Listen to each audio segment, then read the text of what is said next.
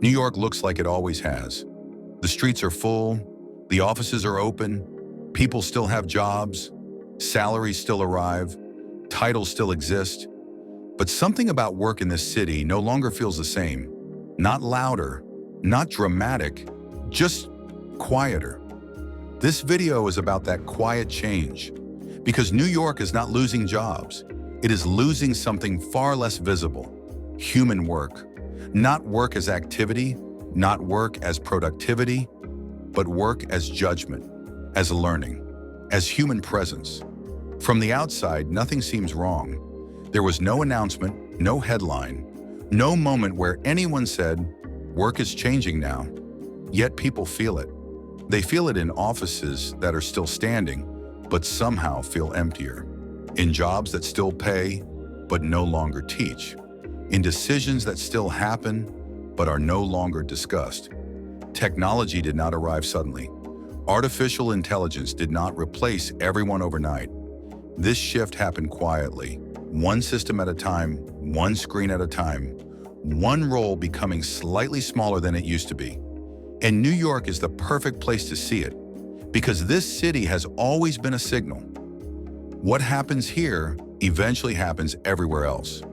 In this video, we are not going to talk about job loss headlines. We are not going to predict mass unemployment, and we are not going to exaggerate the future. Instead, we are going to look at how work is changing while still looking the same. How offices still exist, but function differently. How service jobs still operate, but involve fewer people. How young workers still arrive with ambition, but face a very different reality. And most importantly, how these changes quietly affect how people feel at work, how they learn, and how they make decisions. So let's slow down, let's look closely, and let's understand what is really happening to work in New York before it becomes impossible to notice at all. Let's begin. Let's start with offices, because offices are where many people first feel that something has changed, even if they can't explain what it is. In New York, office buildings still stand tall. Lights still turn on every morning. Elevators still move. Key cards still work. But inside, the experience of work has quietly shifted. A few years ago, offices were noisy in a specific way. Not just sound, but interaction. People asked questions out loud. They watched how decisions were made. They learned by listening to conversations they were never officially invited into. Now much of that has faded. Work still happens, but it happens on screens. Reports are generated automatically. Presentations are assembled by systems. Summaries arrive already written. What used to be explained is now delivered. What used to be discussed is now approved. In many offices, junior employees no longer learn by observing. They receive outputs. They forward them. They move on.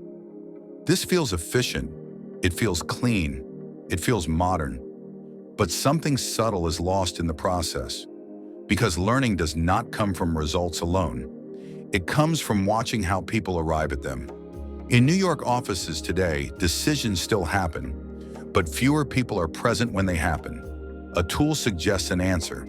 A system ranks options. A dashboard highlights what matters. And the role of the human slowly changes from thinking to confirming, from questioning to accepting. No one announces this change. No one is trained for it. It simply becomes the new normal. Over time, this affects how people feel at work. They feel less involved, less certain, less confident in their own judgment. Not because they are less capable, but because they are less practiced. When thinking is outsourced, thinking muscles weaken. And this is not a future problem. This is already happening in offices where people still show up, but speak less. Where meetings are shorter, but clarity is lower. Where work moves faster, but understanding moves slower. New York is not losing its offices. It is losing the invisible parts of work that once lived inside them.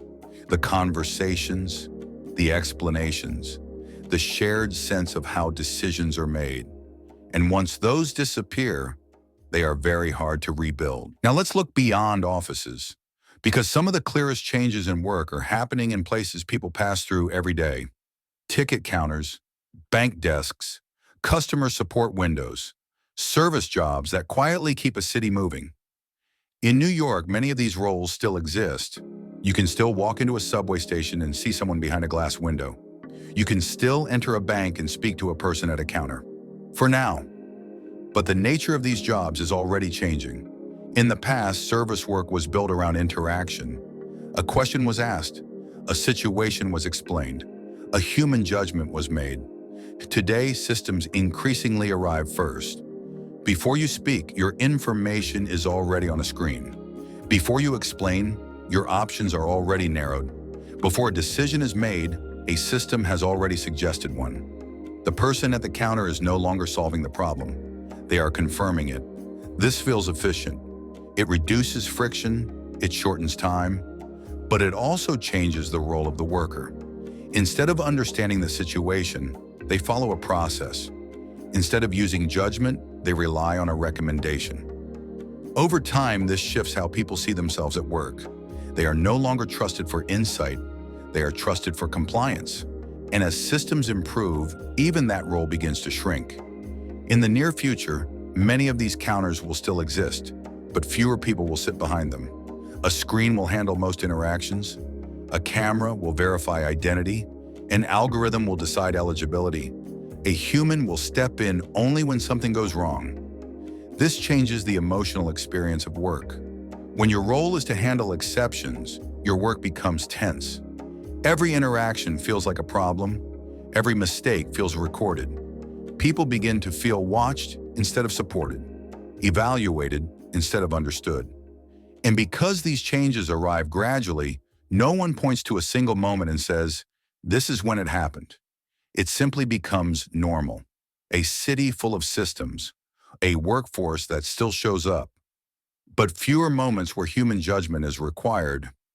New York will still run, the trains will move, the banks will operate, the services will function, but the handoff from people to systems will continue quietly. And once that handoff is complete, it becomes very difficult to remember what human-centered work used to feel like. Now let's talk about the people who feel this shift the most, even if they don't yet have the words for it. Young workers.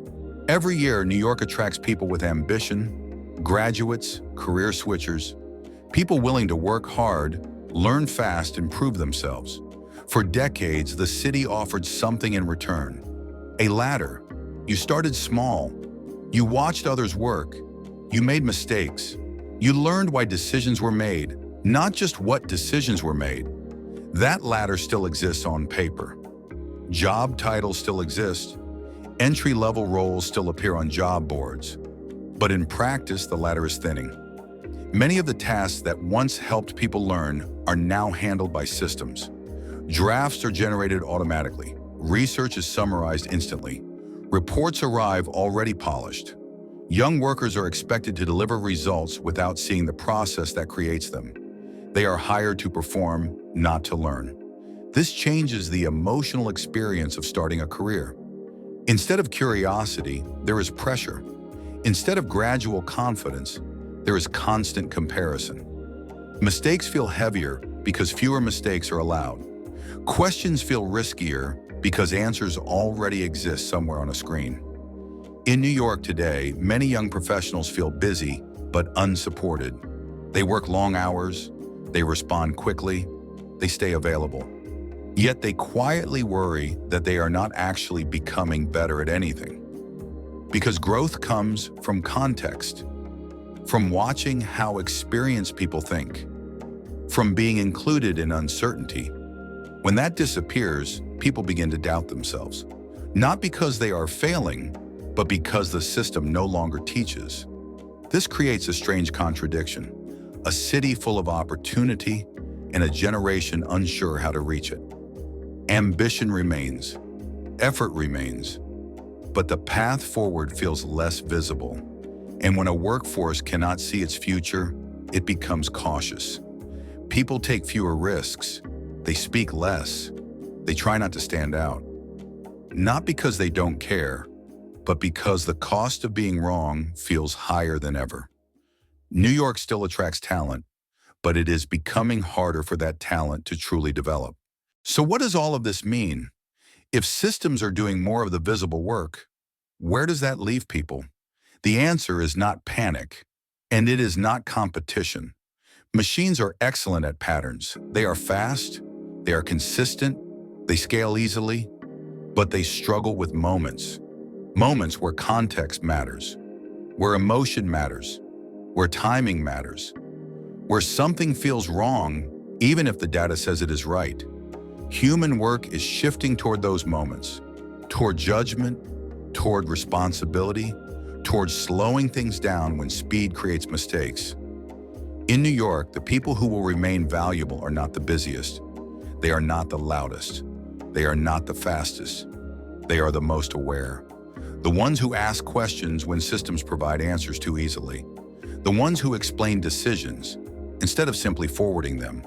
The ones who notice silence, confusion, or hesitation and treat it as information. This kind of work does not show up on dashboards.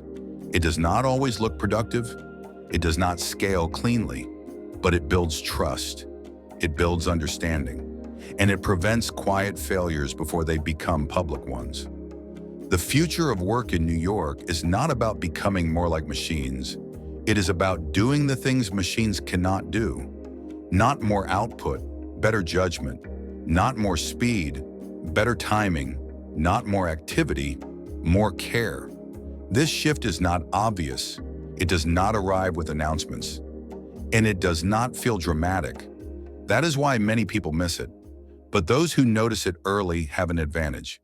Because when work becomes quieter, attention becomes power. If this video made you pause or recognize something you felt but never named, I'd like to hear about it. Share your experience in the comments. I read everyone. And if you want more videos about the real future of work, the changes that happen quietly before they become unavoidable, subscribe to the channel. This is QuietShift. Thank you for watching.